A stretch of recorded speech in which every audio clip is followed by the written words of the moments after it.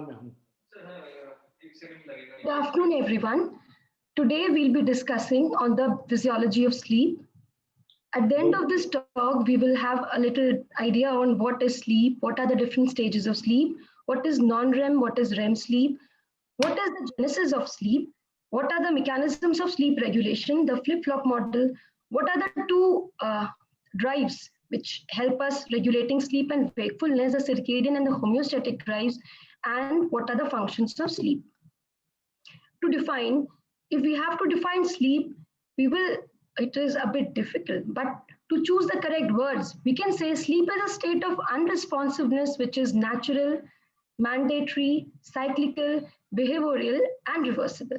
These are the things which can differentiate sleep from any other state of consciousness like coma or anesthesia.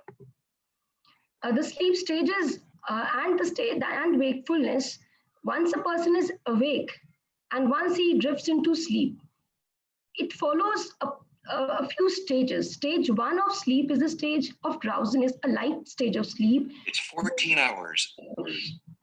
Wherein the alpha wave activity changes into the theta wave pattern, which is having a frequency of 8 to 13 hertz, and then gradually it changes to stage N2, which is the deeper stage of sleep, the definitive stage of sleep, which is defined by characteristic morphological patterns like the spindles and the K complexes, which further drifts into the deepest stage of sleep, that is the stage N3, wherein a high amplitude, low voltage, high amplitude, high voltage waves, that are the delta waves, are present.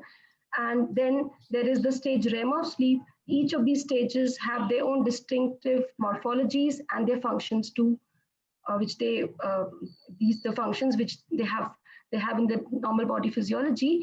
Another thing is that towards the starting of the night, we have more of stage N3, but as soon as the sleep depth is cleared, in the early morning part, in the late part of the night, the part of REM sleep increases and we have more stage M towards the later half of the night. So to revise the important facts, 4 to 5 sleep cycles are present every night. Each cycle is of nearly 90 minutes. Non-REM sleep has 3 stages. REM sleep, in this we have complete atonia except for the respiratory and the eye muscles. Initial part of the night has more N3 sleep, and REM keeps getting longer as we proceed towards the morning hours. So that is again a revision of the percentage of the different sleep stages in normal sleep. N1 stage is 5%, N2 is 45 to 50%, N3 is 20 to 25%, and REM is again 20 to 25%. The different stages of sleep have different physiological properties. That wake, we have it's cortical activity, cortical EEG is high. The EEG's activity is more in wake, more in REM, but less in non-REM. The muscular tone is more in wake, the heart rate and respiratory rates are more in wake, but they're less in non-REM sleep. The respiratory and heart rates are more in REM sleep, but there is complete muscle atonia except for the respiratory and the eye muscles. And a little bit about the neurotransmitters, which we'll see later. There are several neurotransmitters which are present throughout the central nervous system, throughout the brain and in the brain and in the brainstem. So there are specific neurotransmitters which are active in wake, like orexin, serotonin, and specific neurotransmitters which are active in the non-REM, like the neurotransmitters from the VLPO, and specific neurotransmitters which are responsible for the REM sleep, predominantly the acetylcholine. A little bit about the history of sleep, how we got to know how these neurotransmitters are released and what is the mechanism of sleep. In the year 1935, there was a scientist, Frederick Brenner, and he did experiments by transacting brainstem in a cat. He first transacted it above the level of midbrain, and when this was done, the cat was perpetually sleepy. Then he transacted the brainstem below the level of medulla, and when this was done, the cat was perpetually awake. So the conclusion he drew was that there is some part in this brainstem which is responsible for alertness. Up till then, it wasn't clear whether it is a diffuse structure or it is a discrete mass. Then further studies were done in 1949 by Giuseppe Morozzi and Horace Magnum, and they said it is not a diffuse area, rather discrete masses are present, they did electrical stimulation in the brainstem and which are responsible for wake. This is the reticular activating system present in the tegmentum of the midbrain. So if we just see it from here, we can see in the different parts. Here we have the midbrain, here the pons and the medulla. There are different nuclear masses present throughout, and these nuclear masses are highly melanized, cluster of neurons present, and they have specific secretory functions. Like there is a nuclear mass which is present just in the ventral tegmentum area in the midbrain, just above the substantia nigra, that is secreting dopamine. There are nuclear masses present at the pontomedullary junction, which are responsible for secretion of acetylcholine. And several others are present in the medulla, in the midbrain, in the pons, and they are present at discrete locations and have specific functions to perform by way of sending specific neurotransmitters up into the brain.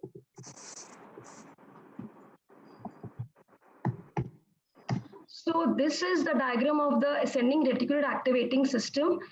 And here we can see there are specific areas like locus coeruleus present in the pons, which is secreting norepinephrine, the raphe nucleus in the midbrain secreting serotonin. Then there is a lateral dorsal tegmentum, this is secreting acetylcholine. And when these neurotransmitters are being secreted, then this is the time for wake. And when they are inhibited, this is the time for sleep. So this is about different neurotransmitters and the places or the nuclei which secrete them and how they affect the sleep. Discrete nuclear masses with ascending projections are present in the reticular activating system.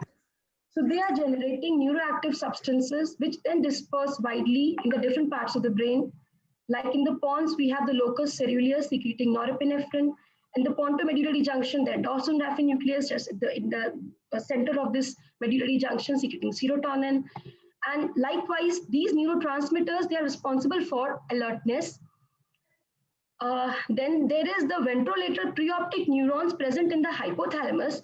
These are the neurons. These neurons are actually the sleep switch, and they release GABA and glycine, which lead to non-REM sleep. Acetylcholine secreted from the anterior lateral hypothalamus and the locus coeruleus is active in the REM sleep. There are neurons which cause the REM sleep onset, like those present in the lateral and posterior hypothalamus, those from the ventrolateral periaqueductal gray matter, those from the sublateral dorsal region in the pons. There are several neurons which are REM off and they cause the stopping of the REM sleep. There are again the ventrolateral periaqueductal gray matter neurons and some in the locus coeruleus. Then how the state of being, we are in either wake or asleep, and we cannot be, there is no gray zone in between. Similarly, we can be either in the REM sleep or the non-REM sleep, and there is no midway. So orexin released from the lateral hypothalamus, which is stimulated by the light stimulates this release, and that causes the REM centers to switch off. REM atonia is primarily because of the sublateral dorsal region in the pons, which causes the alpha motor neurons in the to inhibit these alpha motor neurons, which causes muscular atonia. So the flip-flop, this is what is the flip-flop switch. Whenever the alerting centers are active in the brainstem, they are releasing these different neurotransmitters, which causes wake, alertness. Then this VLPO is being inhibited. In the sleep hours, when the VLPO is active, again, we'll see how this happens, how this switch works. Then when this VLPO is active, that is ventrolateral preoptic nuclei, when they are activated, when they are no more inhibited, like in the time we sleep, then the alerting centers are put to a switch off. That is, either we sleep or we wake up. So how it happens is, during the daytime, lateral hypothalamus releases orexin, which acts on tuberomammary nucleuses. They are present in the hypothalamus, also act on other nucleuses present in the reticular activating system. So these alerting neurotransmitters are released and they go and inhibit the sleep switch, that is the ventrolateral preoptic nuclei, and thus we are awake. So what is the role of thalamus in this? Thalamo-cortical interaction. So we'll have a very just the important points from this, thalamocortical interactions have a very important role to play when we switch from wake to asleep, because thalamus is a relaying station and it is relaying information from the sensory inputs to the cortex. It contains projection nuclei, which are excitatory and have cholinergic and are affected by the cholinergic neurons. It also has the interneurons and is surrounded by the reticular neurons, which are inhibitory and they have the muscarinic receptors. So during wake, what happens is that acetylcholine is released from the neurotransmitters, goes to the projection nuclei, they are excitatory, they go on to the cortex and then creates alertness. During sleep, and what more happens is that acetylcholine also acts on these interneurons and reticular neurons. So these are in turn inhibited. So the inhibitory influence is inhibited. So the excitatory influence is potentiated, the inhibitory influence is inhibited, and this both these things work together and cause alertness. And the reverse happens when we sleep. So during sleep, the thalamus, it gets lots of information, and the reticular and the interneurons, they get a lot of information and they inhibit it, and the projection nuclei are inhibited. Thus, we are able to sleep and don't catch a lot of sensory stimuli from the surroundings while we sleep. Another mechanism which governs the long-term or the daily control of sleep-wake, it is governed by the two processes. One is the circadian drive and the other is the homeostatic control. So to understand it in a very simple manner, what is the circadian and what is the homeostatic control? A circadian control is regarding the light and the dark, which is the light and the dark in the surrounding, and how that governs the biological clock, how the biological clock is affected by the outside environment, and how at a specific time we have the release of melatonin and how it occurs, how that is suppressed by the light and how that is promoted by the dark. The process is about the homeostatic drive. So we'll see these two. First, let's know a bit about the circadian drive to sleep. So the circadian drive is entrained mainly by light. It varies during the 24 hours. Suprachiasmatic gland is the biological clock, and it receives inputs from the retina by way of the retinal ganglionic cells. And these inputs, then the suprachiasmatic from the retina, they go into the hypothalamus. From there, they go into the different parts of the hypothalamus, like the paraventricular hypothalamus, the lateral hypothalamus. But of importance is the fact that they go into the lateral hypothalamus. From the lateral hypothalamus, so they go into the descending sympathetic chain and they keep on descending up to the level of, say, thoracic 1 and 2 vertebrae. From there, the preganglionic axon fibers, they just go out of the spinal cord and they start moving up into the paravertebral spinal cord, and then they go up, descend up and reach up to the superior cervical ganglia. This superior cervical ganglia in turn supplies the pineal gland, which releases melatonin. So what happens when it is day hours, when there's a lot of sunlight present?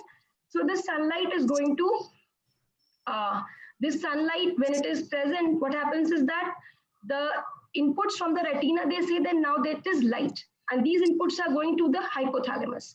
That is the lateral hypothalamus. From there, this whole thing is happening. And during the day, there is no secret because this is being inhibited. There's no light. So this is getting inhibited. No release of melatonin occurs. During night, the converse happens. The other is the homeostatic drive to sleep. During the course of the day, a lot of metabolites get collected because of the lot of metabolic activity occurring in the body. So several metabolites are there. Primary importance we give to adenosine when we talk of sleep. And adenosine, it goes and attaches to receptors in the forebrain, in the ventrolateral preoptic area. It attaches to adenosine receptors over there. And that causes the release of GABA and ghrelin. These are the neurotransmitters released from there, and they inhibit the wake center and induces sleep. But this is just too simplified. Let us elaborate it a bit. So during the daytime, what happens is, here this is the very simple diagram of what happens, what is the homeostatic flip-flop switch. This ventrolateral preoptic nuclei present in the anterior hypothalamus, and this tuberomemory nuclei is present in the hypothalamus. They are in a mutually inhibitory relationship to each other. During the day hours, there is the release of orexin is released from lateral hypothalamus, which activates these tuberomammary nuclei and causes inhibition of ventrolateral preoptic nuclei. Thus, we don't sleep. And the converse happens during the night time. So another important thing is that the more these metabolites are collected, during the night time, they get attached to the ventrolateral preoptic nuclei. When these metabolites like adenosine get attached to the ventrolateral preoptic nuclei, then this inhibits these the tuberomammary nuclei. It inhibits the alerting centers, and then sleep ensures. So that was a very simplistic view on how the entire mechanism or physiology of sleep occurs. And the functions of sleep are neurogenesis, protein synthesis, memory consolidation, and different stages of sleep. The non-REM and the REM have their own different functions. Sleep is very vital for growth. Sleep has antioxidant and free radical scavenging, releases antioxidants, it is anti-inflammatory, and it is, in general, it helps in the body restoration of normal body physiology and rejuvenation. That was it. Thank you.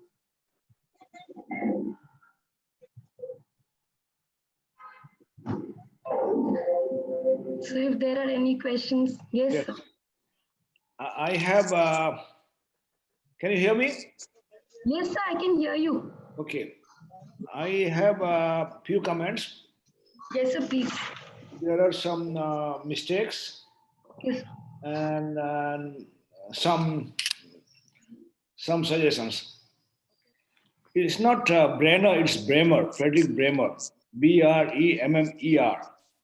Okay, sir. Bremer. Morogi and Magoon is not Magnum.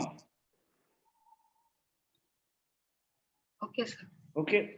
Then, while describing the ascending reticular activating system, we have two pathways. One is ascending, both are ascending. One is dorsal, one is ventral. The ventral pathways encompasses basal forebrain and goes to the cortex. And the dorsal pathway goes to the thalamus and goes to the cortex. This is, and also we have to mention the deepest stage of sleep, that is M3. Then there was in the circadian, you wrote suprachiasmatic gland. That's not a gland, it's a nucleus. Nucleus, sir. Yes. And also to say center, we are nowadays not confined to the central concept. Rather, we talk in terms of network. You'll see you're describing the flip-flop mechanism and various projections to brainstem and pons and cortex and within hypothalamus. This is a widespread network and interplay of different neurotransmitters. So it's not a center now. In good old days, we used to call center. And the last one is to add in the functions. We do agree with the energy conservation. And also nowadays the new concept by Cirolli and Tonini, the synaptic plasticity. Yeah, that's all. Thank you, sir. If anyone has any questions, or we can ask sir, because we are fortunate today to have sir with us, and we can have more discussions on the neurophysiology. So can you tell us something more about REM sleep? REM sleep genesis or? Sir, the functions specific to REM sleep. You have described that is the development during development. That is one, synaptic connections, memory consolidations. And we are nowadays working on the other aspect about the muscle atonia. So mostly people, they talk about the sleep is for the brain, by the brain, of the brain. But now we are talking about muscle also is a beneficiary. We had one PhD thesis, but our publication is yet to come. So I cannot say anything beyond that. But all the functions, yes, I mean, memory consolidation, there are controversies, but to some extent we have the function of REM sleep is memory consolidation. Another aspect is the sexual arousal. And we call it a third form of sexual arousal, but nobody takes it. But Ravi will agree with that, being a psychiatrist. These are few of the propositions, but not yet established. But you talking to REM sleep generation, you miss the REM generating areas in the pons. We have you describe about the Retrodorsal. sublateral-dorsal tegmentum, and this area particularly in rats and cats they have different names. Sometimes we say SLD, sometimes we will say tegmentum, lateral tegmentum, pedunculopontine tegmentum, but almost these are adjoining areas, very nearby areas. So a larger lesion or a discrete lesion, they will produce different effect. You will find if you make a lesion, definite actions on the forebrain. That is the desynchronizing mechanism. And the downstream is your muscle atonia mechanism. So these are nearby areas, but not a particular area. Then the features of REM sleep, we have the various features of REM sleep that is also important to describe. The pontogenic low occipital waves. You have to know about muscle, then the dream stage, then the hippocampal theta, and different names of REM sleep also is important for undergraduates. Why do we call it paradoxical sleep? Why do we call it active sleep? Why do we call it desynchronized sleep? Those are also important points. Thank you, sir. If you Sir, want me, I can elaborate more, but these are in nutshell. one more question. So, what are the newer techniques available? So, when we are talking of research in terms of this reticular activating system, what are the latest things that are used in experiments or other experiments? Earlier, it was, if you go through the history of sleep studies, we started with transaction, your Bremer study, transactions, then stimulations, Moroji and Megon stimulation studies, then the unit recording, you have described the Raman and RAM-up areas, but recently, all those findings are re-investigated by optogenetics, chemogenetics and optogenetics. And also the neuronal tracing pathways. We have excellent tracing methods so that we can study the interconnectivity. For example, BLPO with the tuberomammillary nucleus and all those intrinsic connections are being revealed by microanatomists by tracing pathways. Tracing pathways, then the newer techniques like optogenetics and chemogenetics, those are revealing very, very discrete informations. Thank you, sir. Thank you, sir. Plus the imaging studies in human being. We can subject human being to sleep studies by functional MRI, PET scan, these imaging studies. Thank you, sir. You're welcome. Does anyone has any more questions? We still have time left. बाकी लोग पूछो, कुछ नहीं पूछ रहे हैं कोई. हाँ, श्वेता को पूछो questions. So nobody is asking Sir. today. No, without question, the seminar has no value. Otherwise, it is a talk. A seminar is a two-way dialogue. Yes, sir. You must interact. Right. Shweta, I have maybe, sir, I think any of you can, I always try to find out what is the reason that the VLPO becomes activated. We have, I have read a lot about the melatonin, about the homeostatic factor, but I really do not actually work on the VLPO. And where does it actually originate from? Sir, it is written that VLPO gets active because VLPO Hello. has many receptors for adenosine and other like neuramyl peptidases. There are several end metabolites which are getting generated after the day's metabolism, and they get collected. The more the homeostatic, the more the work done, the more the collection of these metabolites, the more the homeostatic drive, and they get attached to the receptors present on the VLPO, and that actually stimulates the VLPO to inhibit the TMN, that are tuberomammillary nucleuses. And like when we take caffeine and when we take these kinds of stimulant which block these adenosine receptors, that is when we actually get ourselves stimulated, and the VLPO will not be able to do this inhibition of TMN, and we'll be alerted. So that is what I know, that it has receptors for adenosine and other metabolites, and that is what causes the switching off of TMN and inducing sleep. The sir can elaborate it, I think, better. Yeah, one is your accumulation of metabolites, adenosines, and they're acting at the basal forebrain structure.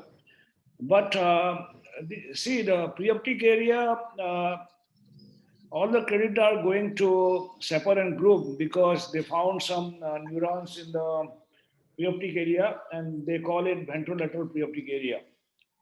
And there are specific neurons. Those are fine. But at the same time, the same finding was reported by von Economo in 1917. We have like corona-like pandemic that time. That time, encephalitis lethargica was very rampant, and around 1 million people they died. And he did postmortem examination and described about the wake promoting and sleep promoting areas. Sleep in preoptic, they had insomnia and tuberomammillary, they had wakefulness. But what stimulates the VLPOA? They simply describe a flip-flop switch. Sleep is not a switch mechanism. You cannot go to bed and abruptly go to sleep. It's a slowly progressing stage. You have to go and lie down, close your eyes, cut up from the external world, and then slowly go into sleep. So it's not a switch, just like switching on a light and switch up it. So the influence of external environment, you are slowly cut up from the sound and the vision, the proposition by Bremer and Morosi and Megun, that is also there. So it's an interplay of different. It's not only an active process, both active and passive process. Our external inputs are cut down. Then we have the pressure of metabolites all come into play slowly. Thank you, sir. Sir, I have one more question. We always, when it comes to the circadian factor, we always read that light is the strongest heat saver. Yeah. But sir, psychiatry that we see, especially the patients who are anxious. Can't hear you, Ravi, properly. You're using iPhone.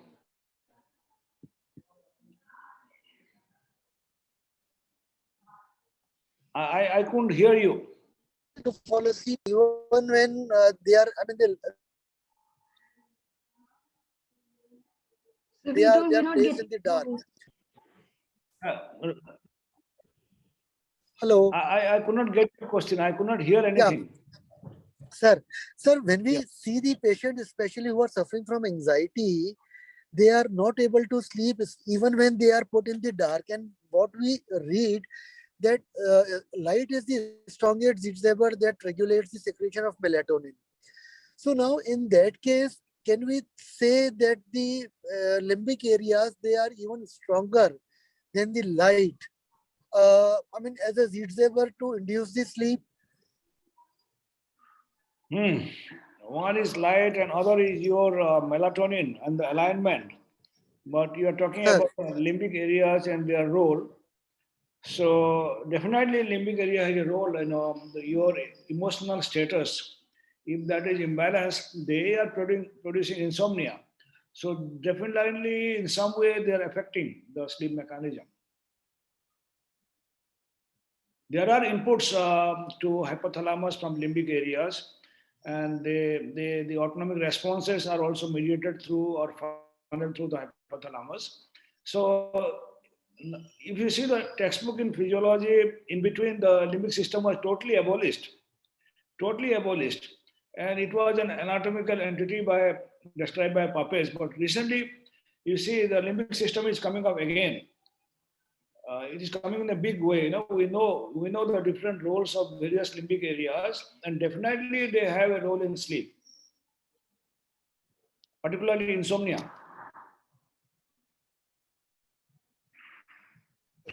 Thank you, sir.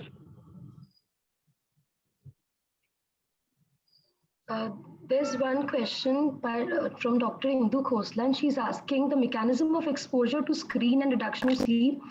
So probably the reason is when we are exposed to a lot of screen time and the kind of rays which are released from the screen, most of them they line the blue light wavelength, to which there are photosensitive cells in the retina, the intrinsically photosensitive cells, and they transmit this information higher up to the hypothalamus. So because of exposing ourselves to those wavelengths, to those type of light, we disturb our sleep. Yeah, these blue lights, they are more powerful entrainer than sunlight. So they shift your circadian rhythm. These blue lights coming from the screen, they are powerful entrainer. Around 460 nanometer wavelength, they change your circadian rhythm. They advance the phase, or delete the phase. Okay. Sir, but Uh, isn't there is a concept of sleep reactivity?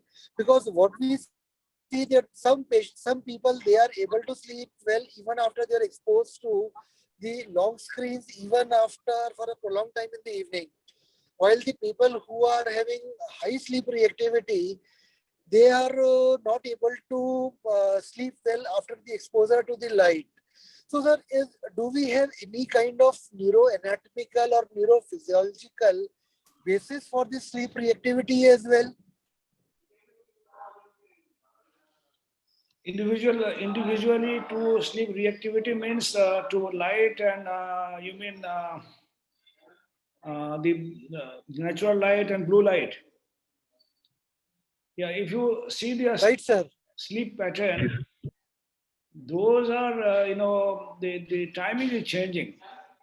The time is definitely changing, and we do not have much studies about polysomnography studies in these individuals, which can comment on the quality of sleep. But I cannot say much on this aspect regarding reactivity by different individual. I do not have much information on that. In pediatrics, we are seeing a lot of children with high exposure to screens, and they have delayed speech. They're also seeing a lot of hyperactivity in children. Are there any studies on how they are impacting? Is it because of impact on sleep, or is it a direct impact? I really don't know. Both, because they are losing sleep. They have a delayed sleep phase syndrome, and they are sleeping late, and maybe they are not getting up. They are getting up early and not having the quota of sleep. So this is a transitional area between lack of sleep and their anxiety. This was especially increased in the COVID times because everybody, not just children, but even adults are more into the watching more of having more of screen time because there were so many limitations earlier. So that might be a reason why this uh, phase is delayed in these children. They're getting less sleep, as Sarah is saying, and that could be a reason for say they're hyperactive or they're depressed, whatever the presentations might be. But it has not been researched. I haven't come across any such research as of now, but I think I'll search for it and I can share in the group if I get to know any such researches which have been correlating hyperactivity with this lack of sleep or blue light exposure. So, So, interesting topic. Fine, I'll share in the apnea in children does give rise to hyperactivity in children because they sleep through it and they don't really get up. They may have an obstructive sleep apnea due to any reason, but they really don't have arousals. They sleep through it, and then the next day they're not somnolent like adults, but they're hyperactive. So maybe their mechanisms are slightly different from adults. Me being a pediatric person, so I don't see adults. So my thought processes are different. So I'm just They are playing with the natural neurotransmitter and hormone secretion. I mean, so there may be definitely a chemical imbalance within the brain, whereas human beings are not able to study such kind of changes in human brain. That could be one possibility: the neurotransmitters imbalance or hormonal imbalance. Malik sir, I have one question. I have gone across through some studies as per related to blue light and versus mental stimulation activities. When they studied, they said कि it's not blue light that is delaying the sleep phase. Basically, it is a mental stimulation activity, whatever the children play games and all. So basically, it's a hyper stimulated activities they are seeing on their mobile or PC. That's the reason their sleep is delayed rather than it's a blue light. So they're literally denying that blue light has not much effect when we compare the content what they are watching. maybe I don't know, but the blue light is definitely entraining mechanism, and they are more powerful gingiva than sunlight. But the screen time, the kind of games and hyperactivity they are indulged, that may be affecting the mental state or producing irritable states. But one cannot deny there are a number of studies we can say that blue light is pushing your circadian rhythm, Delaying it. yeah, delaying it. Sir, and one more things like towards the end of the day, after a very busy day, adults usually they become sluggish, they are drowsy, but children sometimes have a very reciprocal the presentation. They become hyperactive if they are drowsy or very sleepy. Children are hyperactive, and then they fall to sleep as if like they just switch on and switch off, and then they're hyperactive one moment and next moment they are asleep. And maybe what the physiology is, I don't know, but this is actually what is seen commonly. This will be a new pathophysiology which is emerging, and I think Ravi can throw some light on that. It's a new strain coming out. It's a new strain. Sir, yes, sir, but sir, even I don't have any answer for that. Sir, COVID Somia is new train, definitely. You know, these children playing with the games and blue light, that's definitely a new trend. They are not sleeping well, and they are sleeping late, sleeping during daytime. So the whole natural phenomena are disturbed. Yes, So sir. once you play with nature, anything can happen. Very true, sir.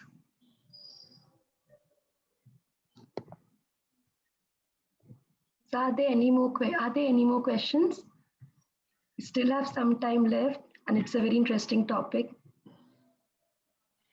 Sir, and there's a lot of talk going along like children are getting less of sleep because of early. Nowadays, they're not going to school, but when they used to go to school at 7 a.m. or 7:30, and they sleep very late because of this laptops and mobile phones. So that is impacting even the IQ. And in the long term, there must be studies going on which will see what long-term effect it will have on them after a few years. It might affect them. It might affect the way they grow up. I mean, you see, the physical activity is totally zero. I mean, confined to bed and playing games and all. They are not coming outdoor. Their physical activity is completely, and their food habit also is changed. They Yes. are eating junk food.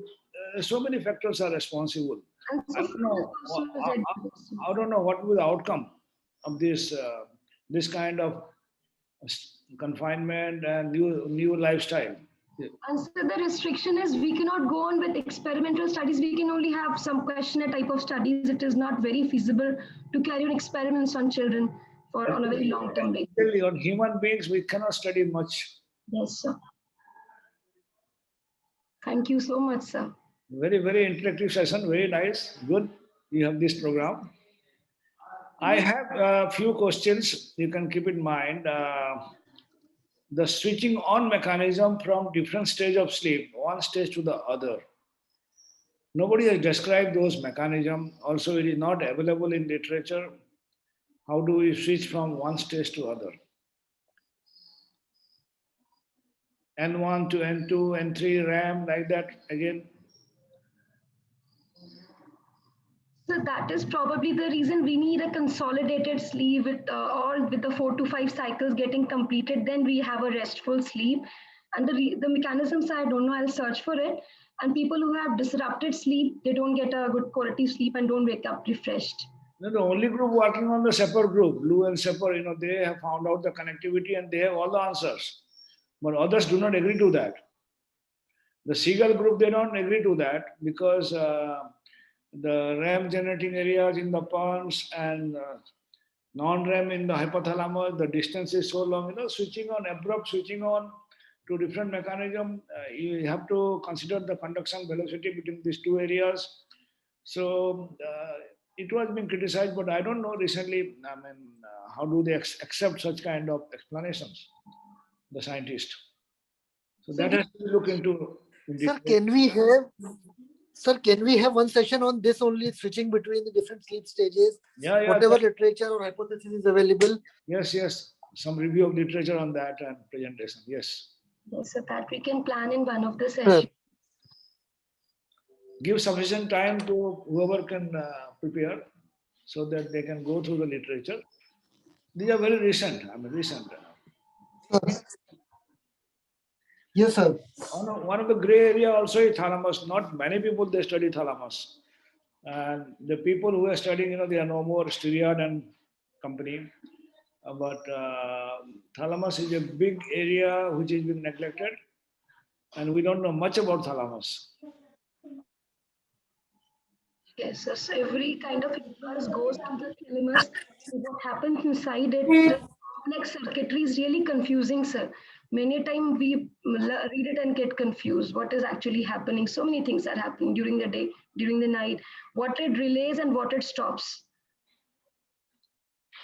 Yeah, I mean, some information are available from those reticulothalamic neurons. They are switching on and switching off mechanism during wake and sleep, which even you will find in the genome, those neuronal activity from cats. They do explain well, but there are so many big nuclei in between and all the sensory pathways going through that, the ascending reticular activating system going through that. We do not know much about the role of thalamus. Even in the textbook, you'll find once upon a time there was half a page. It occupies the whole center of the brain. Hardly one page is devoted to thalamus in a textbook. Only anatomical description, this kind of nuclei, reticular and non-reticular, such kind of classification. But their functions and connectivity, probably Ravi will agree with me, the connection with the prefrontal cortex, thalamic areas. So thalamus, a lot of information will come about thalamus in future. Right, sir. Thank you, sir.